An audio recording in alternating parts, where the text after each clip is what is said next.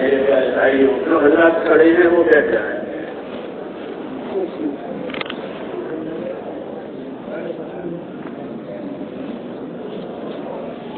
میرے پیارے بھائیوں، تبلیغ اور دعوت وہ کیا چیز ہے؟ کیا چیز ہے؟ بات یہ ہے کہ تبلیغ اور دعوت اپنی زندگی کی ذمہ داریوں کو پورا کرنا ہے آخرت بنانے کے لیے. یہ تبلیغ کہ اپنی زندگی کی ذمہ داریوں کو پورا کرنا اس لیے کہ آخرت بنانے کے لیے. یہ تبلیغ ہے کہ اللہ نے ہم پر کیا ذمہ داریاں ڈالی ہے اس کو سمجھنا، سیکھنا اور پھر اس کو آخرت بنانے کے لیے پورا کرنا. نبیوں کی دعوت اور تبلیغ میں آخرت آج بھی ہے. وَأَخْلَصْنَاهُمْ بِخَالِصَةٍ ذِكْرَ اللَّهِ. انبیاء کرام کے بارے میں یہ فرمایا. آخرت کے بارے میں یہ حضرات پوری طرح یکسو ہوتے ہیں، کچھ نہیں چاہتے دنیا سے.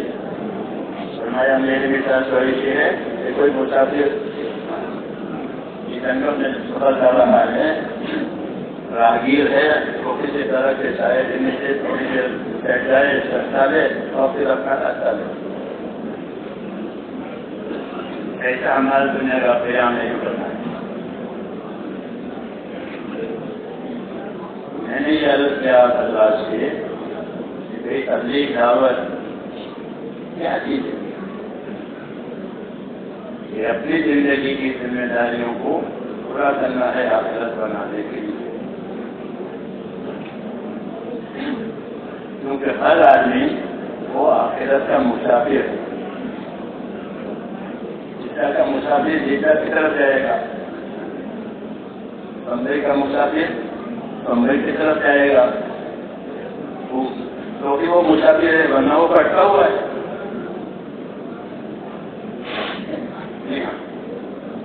اسے آخرت کا مسافر وہ آخرت کی طرف جائے گا. آخرت کی اس کی اپنی جگہ ہے، پھر وہاں سے واپسی نہیں. مسافر کی واپسی ہوتی ہے دنیا کا سفر کرے کہ دین کا سفر کرے پھر واپس آتا ہے. کیونکہ مسافر اپنے ٹھکانے پر واپس ہو اور آخرت وہاں سفر ختم ہو جائے گا. جسے پھر وہاں سے واپسی نہیں. وہ دارالقرار ہے، وہاں سدا مدہ رہنا ہے. سدا مدہ رہنا ہے، وہ دارالقرار ہے. ان الآخرۃ ہی دارالقرار. وہ دارالقرار ہے، وہاں سدا مدہ رہنا ہے. اس لیے سدا مدہ کی زندگی نہ گزارنی ہے، اس جگہ کو بناؤ.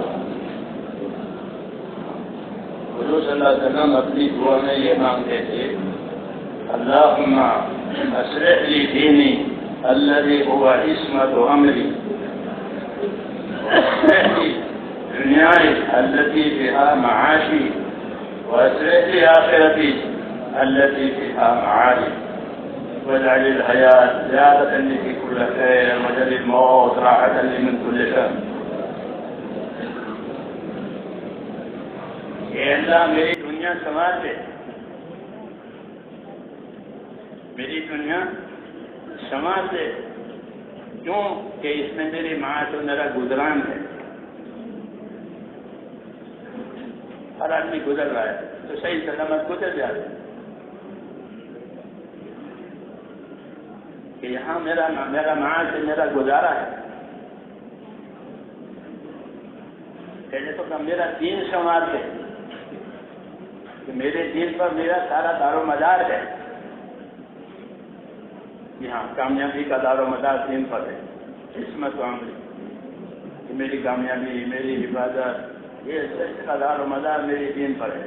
اس لیے میرا دین سنبھال دے، میری دنیا سنبھال دے.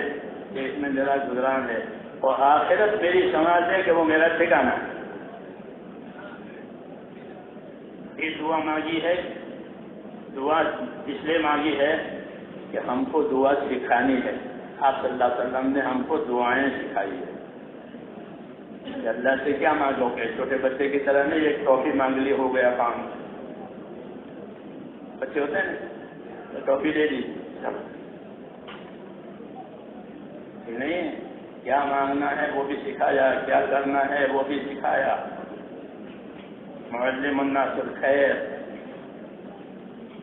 نبی کہ لوگوں کو خیر کی باتوں کو سکھانے والا۔ وَيُعَلِّمُكُم مَّا لَمْ تَكُونُوا تَعْلَمُونَ، ہمارا نبی تم کو وہ باتیں سکھائے گا جو تم نہیں جانتے ہو۔ یہ احسان ہے اللہ تعالیٰ۔ تو میں یہ عرض کر رہا تھا میرے بھائیوں کہ بھائی تبلیغ کیا ہے؟ تو آپ حضرات نے سمجھ لیا نا کہ ہاں کہ اپنی زندگی کی ذمہ داریوں کو اس طرح پورا کرنا ہے کہ ہماری آخرت بن جائے،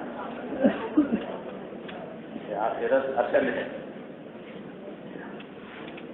اس کے لیے اللہ نے ہم کو دین کا راستہ دیا ہے۔ ہمارا دین جو ہے میرے دوستوں کوئی وقتی نہیں ہے یا کسی خاص شعبے سے اس کا تعلق ہو، ایسا نہیں ہے، بلکہ زندگی کے ہر حالت سے اس کا تعلق ہے۔ زندگی کے ہر حالت سے دین کا تعلق ہے۔ کھانا ہو، پینا ہو، کمانا ہو، تندرستی ہو، بیماری ہو، جو حالت ہو، جو حالت ہو، اس حالت سے دین کا تعلق ہے، یعنی دین کی اس میں رہبری ہے۔ تندرستی میں کیا کرو گے، بیماری میں کیا کرو گے، غریبی میں کیا کرو گے، مالداری میں کیا کرو گے، سفر میں، حضر میں اپنوں کے ساتھ کیا برتاؤ کرو گے، غیروں کے ساتھ کیا برتاؤ کرو گے، اللہ سے کیا معاملہ رکھو گے، پوری رہبری حیات میں، حیات سے لے کر کے موت تک کی پوری رہبری۔ اس لیے دین سیکھنا اور دین سکھانا یہ زندگی کا سب سے ضروری کام ہے، سب سے ضروری کام، کھانے پینے سے بھی زیادہ ضروری ہے۔ اپنے دین کو سیکھو، سیکھنے کی صلاحیت پیدا کرو، یہ ہم پر ذمہ داری ہے۔ سیکھنے کی صلاحیت پیدا کرو، سیکھنے سے غافل مت رہو، اپنا دین سیکھو، کیونکہ دین کی مثال ایسی ہے جیسے روشنی، اجالا، تو آدمی اجالے کا محتاج ہوتا ہے۔ جی ہاں، ضرورت ہے زندگی میں اجالا، جس کی سب سے زیادہ ضرورت ہوتی ہے، اور دوسری چیز جس کی سب سے زیادہ ضرورت ہوتی ہے وہ پانی کی ضرورت ہوتی ہے، کہ پانی کے بغیر گزارا نہیں ہے، اور روشنی کے بغیر آسانی نہیں ہے۔ جی ہاں، اس لیے دین روشنی بھی ہے، نور، اللہ کی طرف سے آیا ہوا نور ہے۔ وَأَنزَلْنَا إِلَيْكُمْ نُورًا مُبِينًا، ہم نے تمہاری طرف ایک خاص کھلا ہوا نور اتار دیا، یعنی قرآن شریف۔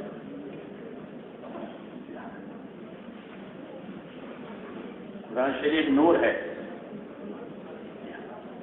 وہ نور، اس میں نور ہدایت ہے۔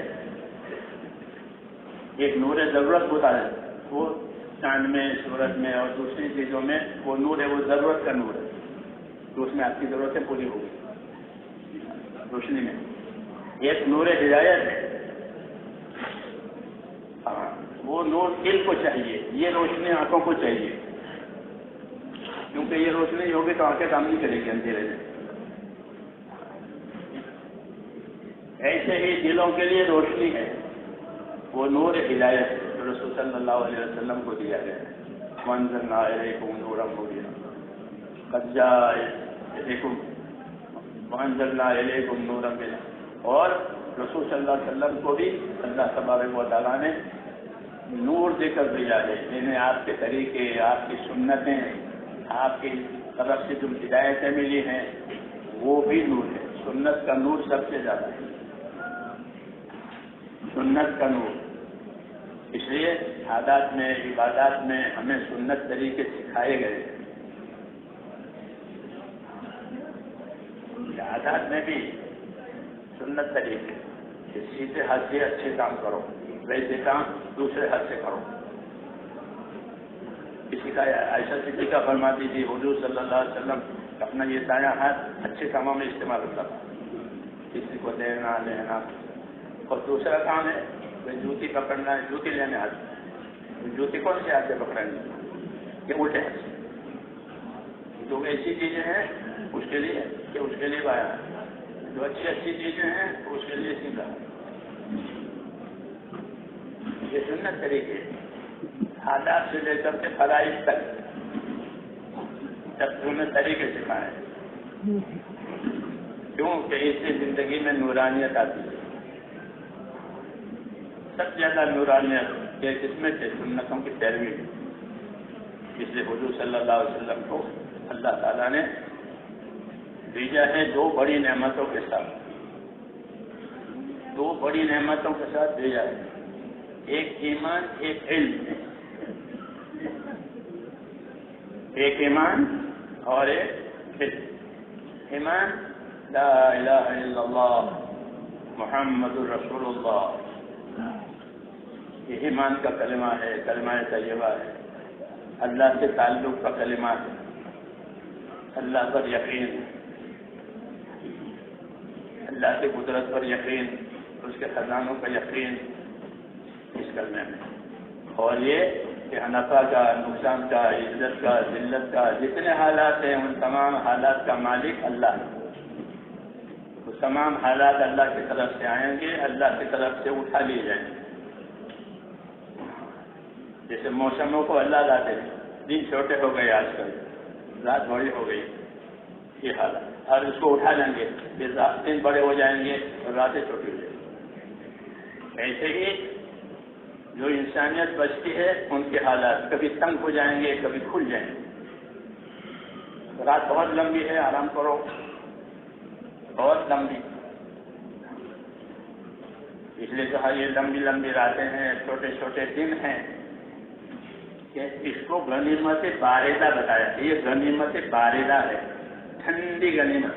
یعنی روزہ رکھو گے تو کوئی لمبا روزہ نہیں ہوگا، اور رات کو عبادت کرو گے تو بڑا موقع ملے گا اور کوئی دقت نہیں. گرمی میں دقت ہوتی ہے، رات کی بھی دن کی بھی، رات چھوٹی ہو گئی، دن لمبے ہو گئے، گرمی ہو گئی، طبیعت میں محلال اور کمزوری آ جاتی ہے گرمی کی وجہ سے، اعصاب بھی کمزور ہو جاتے ہیں. اس میں نہیں ہوتے. غنیمت باردہ، روزہ رکھو گے تو وہ بھی ہلکا ہوگا، عبادت کرو گے تو بڑا موقع ملے گا. رات میں تو اللہ کی طرف سے حالات آتے ہیں، کھول دیتے ہیں، حالات تنگ کر دیتے ہیں. اور حکمت یہ ہے کہ حالات کو اللہ تعالیٰ امتحان کے لیے لاتے ہیں. ہاں، وَنَبْلُوكُمْ بِالشَّرِّ وَالْخَيْرِ فِتْنَةً، کہ ہم تمہارے لیے خیر اور شر کے حالات سے آزمائیں گے تو دیکھیں گے کہ کون کتنا پابند ہے، کون کتنا متوجہ ہے، کون کتنا متوجہ ہے مقصد کی طرف، کون کتنا پابند ہے مقصد پورا کرنے میں. یہ حالات میں رکھا ہے. پھر جب وہ صحیح اترے گا تو اللہ تعالیٰ اس کو اصل کام کا بھی بدلہ دے گا اور حالات کا بھی بدلہ دے گا. حالات کا بھی بدلہ دیں گے اور اصل کام کا بھی بدلہ دیں گے. یہ انعام ہے. بھائی اعلیٰ ٹھنڈے پانی سے وضو کیا ہے سب سردی میں، کہ وضو کا بھی ثواب ہے اور ٹھنڈ کا بھی ثواب ہے. سب گرمی میں دوپہر کو مسجد دور تھی پھر بھی چل کر کے ظہر کی نماز پڑھی، گرمی میں چل کر کے. ہاں، یہ گرمی میں چل کر کے گیا ہے اس کا بھی انعام ہے اور نماز کا بھی انعام ہے.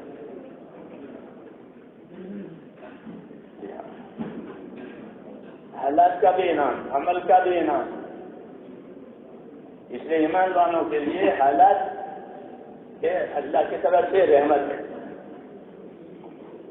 کہ ناگوار حالات آئے تو ناگوار حالات کا اللہ انعام دیں گے، اور ناگوار حالات میں جو کام کیا ہے اس کا بھی انعام دیں گے۔ اور اچھے حالات آئے، اچھے حالات میں شکر گزاری کی ہے۔ کیا کیا ہے؟ اچھے حالات میں غفلت آ جاتی ہے، بے پرواہی آ جاتی ہے کہ تو حالات اچھے ہو گئے، کوئی پریشانی نہیں ہے، کھانے کے پینے کے نہیں، یہ بات نہیں، بلکہ اچھے حالات شکر گزاری کے لیے ہوتے ہیں۔ نبیوں کا یہی طریقہ کہ وہ اچھے حالات میں شکر گزار ہوتے ہیں۔ سلیمان علیہ السلام کو اللہ نے بادشاہت دی، ساری دنیا کی، اور دعا سے دی۔ کسے دی؟ انہیں کوئی بادشاہ حاصل کرنے کے لیے کوئی اسٹیشن نہیں لڑنے پڑے ان کو، جی ہاں، لوگوں سے لڑیاں نہیں لڑنے پڑی ملک حاصل کرنے کے لیے، جی ہاں، کوئی مروجہ طریقہ نہیں ملک لینے کے لیے، بلکہ محض دعا پر ان کو ساری دنیا کی بادشاہت دی۔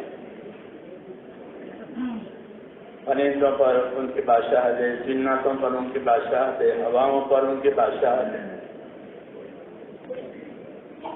وہ کہتے تھے کہ یہ اللہ نے مجھے دیا ہے، لیکن اللہ مجھے دیکھے گا کہ میں اس نعمت میں شکر گزار ہوں کہ نہیں۔ اس طرح داؤد علیہ السلام پر بھی انعامات ہوئے ہیں، یہ دو نبی ہیں کہ جن پر انعامات ہوئے ہیں دنیاوی اعتبار سے، بادشاہتیں دی اللہ نے ان کو۔ داؤد علیہ السلام کو بھی بادشاہت دی، ایسی بادشاہت دی کہ سارے بنی اسرائیل ان پر متفق ہو گئے، ورنہ بنی اسرائیل متفق نہیں ہوتے، تجربی ان کے اندر ہے، ان پر متفق ہو گئے۔ ان کو بھی بادشاہت دی، ان کو بھی بادشاہت۔ وہ حضرات یہ کہتے کہ ہمارا امتحان ہے، اس میں ہم کیا کریں گے وہ اللہ دیکھتے۔ تو انہوں نے اس اچھے حالات میں اپنا کام بڑھا لیا، ورنہ تو اچھے حالات میں آدمی قافل ہو جاتا ہے، راحت لیتا ہے۔ انہوں نے ایسا نہیں کیا، بلکہ داؤد علیہ السلام اپنے نبوت کے کام کے ساتھ جو اوپر میں زبور نازل ہوئی تھی، اس کی تبلیغ، اس کی دعوت، اس کی تعلیم، یہ اس کے ساتھ ساتھ انہوں نے اللہ کی طرف کا اپنا انہمار اور اللہ کی طرف مشغول ہونا بہت بڑھایا۔ حضور فرماتے تھے کہ داؤد جو اللہ کے نبی ہیں، ایک دن روزہ رکھتے تھے، ایک دن افطار کرتے تھے، ایک دن روزہ رکھتے تھے، ایک دن افطار، اور راتوں کے اوقات مقرر کر رکھتے تھے عبادتوں کے، اور روزی کے لیے فرمایا داؤد اپنے ہاتھ سے کما کر کے کھانا کھاتے تھے۔ حالانکہ بادشاہ تھے، بیت المال بہت زیادہ تھا، اس میں سے نہیں کھاتے تھے، بلکہ اپنے ہاتھ کی کمائی سے کھاتے تھے، لوہے کا کام کرتے تھے، لوہار اور لوہے کا کام کرتے تھے، اس کمائی سے کھاتے تھے، بیت المال سے نہیں لیتے تھے۔ بیت المال لوگوں کے لیے، اپنے ہاتھ کی کمائی، کام عیال کو عمل ہے کام عیال کو عمل ہے، اپنے ہاتھ کی کمائی سے کھاتے تھے، بادشاہت بھی کرتے تھے، نبوت کا کام بھی کرتے تھے، عبادت بھی کرتے تھے۔ کیوں کہ اللہ نے حالات اچھے بنائے، حالات اچھے بنائے۔ حالات میں کیا کرنا ہے؟ شکر کرنا ہے، شکر کا تقاضا تھا، شکر کا تقاضا تھا اللہ کی طرف سے۔ کیا تقاضا تھا؟ اعملوا آل داؤد شکرا وقلیل من عبادی الشکور۔ اے داؤد کے خاندان والو، اپنی کارگزاری شکر والی بناؤ۔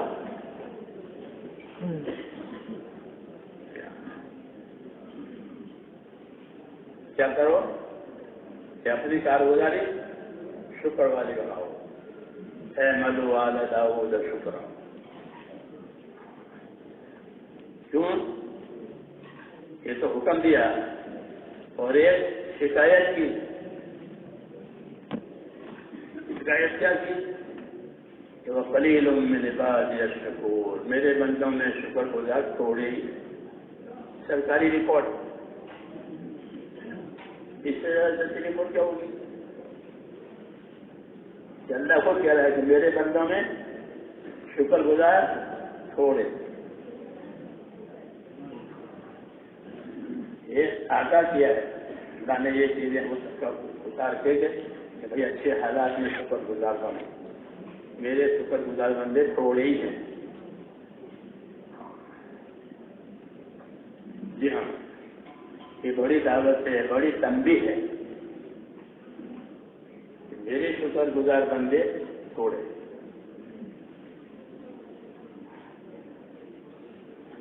جب شیطان وہاں سے مردود ہوا تھا جنت میں سے، تو اس نے اللہ کے سامنے جو گستاخی کی تھی بے ادبی، اس میں ایک گستاخی یہ بھی تھی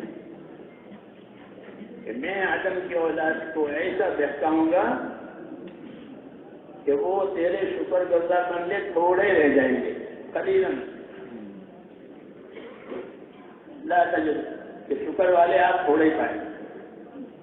یہ اللہ سے کہا فلا تجد اکثرهم شاکرین، کہ آپ اولاد آدم میں اکثریت شکر گزار نہیں پائیں گے. ایسا بنا دوں گا.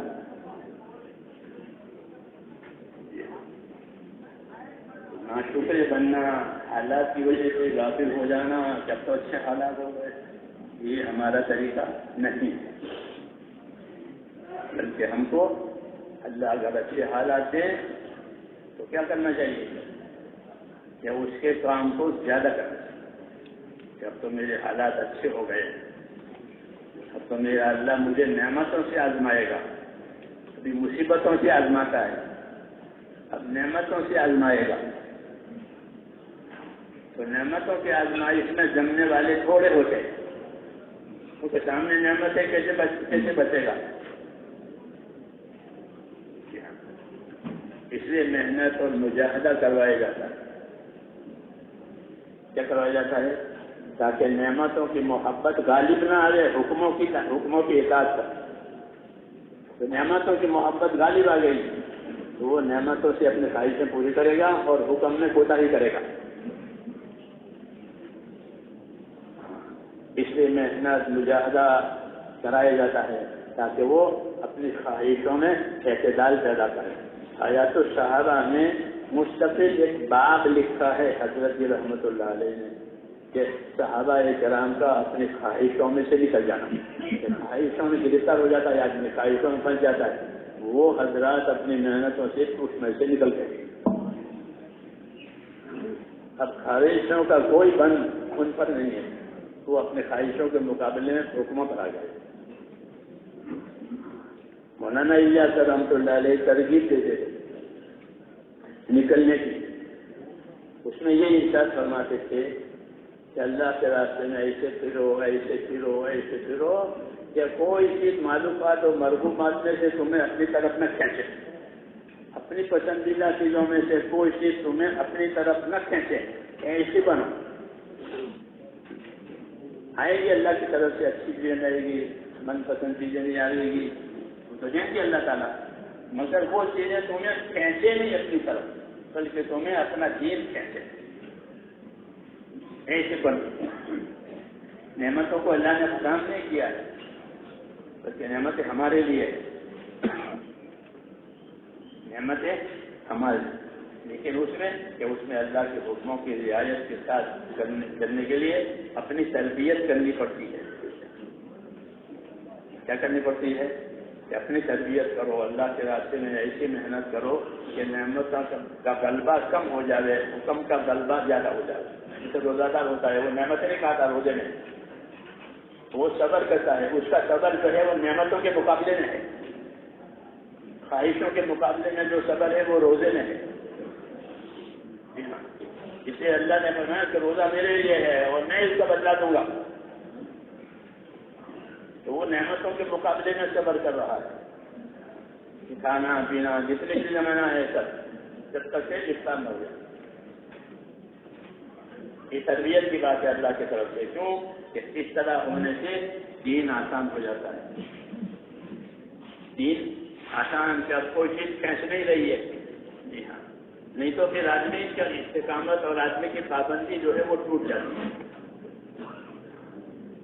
جب محنت میں نہیں ہوتا وہ تو وہ پابندی نہیں ہوتا.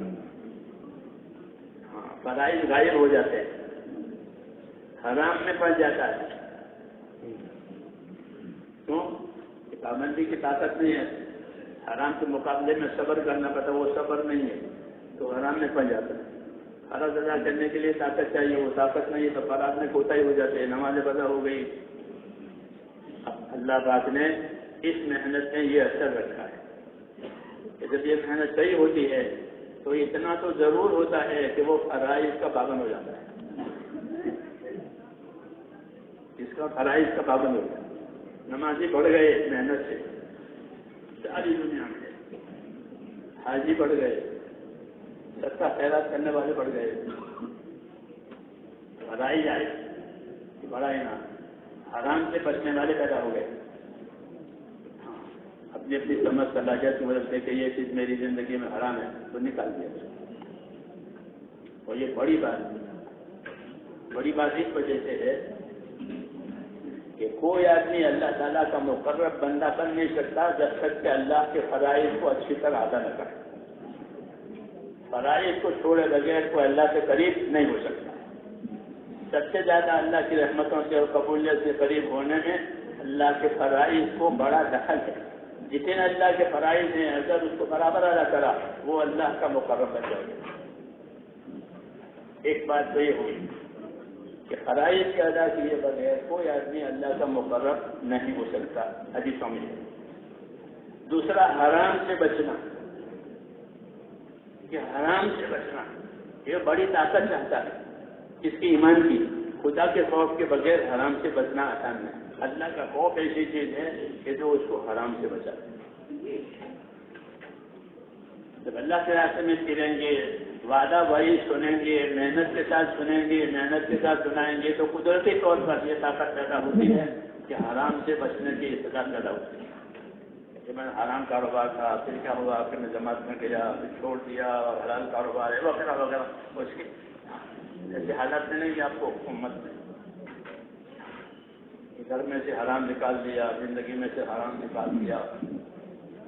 اور حرام سے بچنا بڑی عبادت ہے, معمولی نہیں. حرام سے اپنے آپ کو بچانا بڑی عبادت. اتق المحارم تکن عابد الناس. کہ تو حرام سے اپنے آپ کو بچا لے پھر تو خدا کا سب سے بڑا عبادت گزار ہے.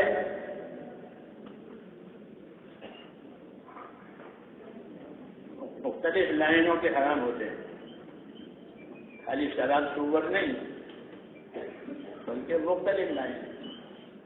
اللہ کے محرمات, اللہ کے منع کی ہوئی چیزیں ہیں, ان سے بچنا ضروری ہے, ان سے دور رہنا ضروری ہے. تو اس کی طاقت پیدا کرنی پڑتی ہے. اللہ پاک نے ہم کو جو محنت دی ہے اس محنت میں اللہ نے یہ اثر بھی رکھا ہے کہ آدمی میں حرام سے بچنے کی طاقت پیدا ہوتی ہے, فرائض کے ادا کرنے کی طاقت پیدا ہوتی ہے. یہ نعمت ہے اللہ تعالیٰ کی ہے. اس لیے میں نے کہا بھائی تبلیغ کیا کہ اپنی زندگی کی ذمہ داریوں کو پورا کرنا ہے آخرت بنانے کے لیے. اس لیے ان ذمہ داریوں کو سمجھنا اور سیکھنا, اتنے پر گزارا نہیں کر لینا ہے کہ میرا وقت لگا دیا. بہت اچھا کیا, وقت لگایا ہے. وقت لگانے سے کیا حاصل ہوا؟ صبح شام تک آدمی دکان میں بیٹھتا ہے, وقت دیتا ہے دکان کو تو دیکھتا ہے کیا کمایا, سال میں کیا کمایا. یہ ہم محنت میں کیا ملا, تو اس محنت میں بھی ہمیں یہ دیکھ رہا ہمیں کیا ملا کہ آخرت کا رجحان ہمارے اندر پیدا ہو جائے. کیا پیدا ہو جائے؟ آخرت کا رجحان. اللہ تعالیٰ نے ہم کو آخرت کے لیے پیدا کیا. ان الدنیا خلقت لکم وانکم خلقتم للآخرہ.